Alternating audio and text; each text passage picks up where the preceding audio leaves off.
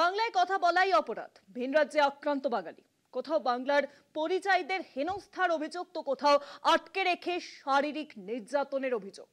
সময় যত গড়াচ্ছে ততই কিন্তু সামনে আসছে বাঙালি পরিযায়ীদের আক্রান্তের অভিযোগ। এবার অভিযোগ উঠেছে বীরভূম থেকে, দেখুন।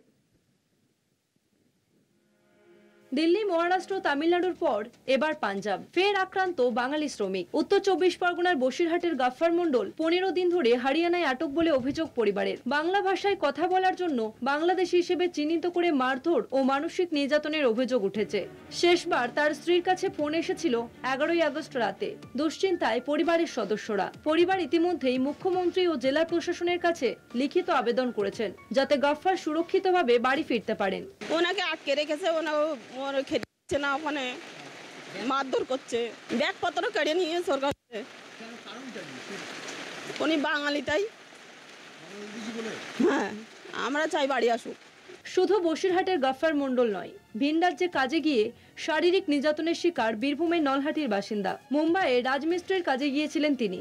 মালিকের কাছে পাওনা টাকা চাইতেই শারীরিক নির্যাতনের শিকার হন রাহুল সিং নামে ওই পরিযায়ী শ্রমিক। পরিবারের দাবি, তার একটি কান পুরোপুরি ও অন্য কানটি অর্ধেক কেটে নেওয়া হয়েছে। গুরুতর আঘাত লেগেছে মুখের বিভিন্ন জায়গায়। মুম্বাইয়ের হাসপাতালে প্রাথমিক চিকিৎসা হয় তার।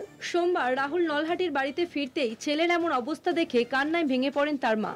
আমার ছেলেকে না মেরেছে, হ্যাঁ, তাই জন্যে আমি বলতে চাচ্ছি যে ওরাও যেন শাস্তি পায়। একা পেয়ে 10 জনা মেলে ধরে ওর কান টানকে ছেটে দিয়েছে একদম। আমার গরিব মানুষ, খাটতে গিয়েছিল, কাজ করতে গিয়েছিল পেটের জন্যে। আমি বলেন আসছে তো আমার ছেলে একদম হাঁটতে পারছে না। বসিরহাটের গাফফার মণ্ডল কিংবা বীরভূমের নলহাটির রাহুল সিং এর শুধু নন, ভিন রাজ্যে কাজে গিয়ে শারীরিক নির্যাতনের শিকার হয়েছিলেন দক্ষিণ 24 পরগনার বজবজের সোমা জমাদারও। বাংলাদেশি সন্দেহে তাকেও আটক করেছিল মুম্বাই পুলিশ। ভিন রাজ্যে বাঙালিদের হেনস্থা ও নির্যাতন নিয়ে ইতিমধ্যেই সরব হয়েছেন রাজ্যের মুখ্যমন্ত্রী মমতা বন্দ্যোপাধ্যায়। তারপরেও পরিযায়ীদের উপর নির্যাতনের ঘটনা কমেনি।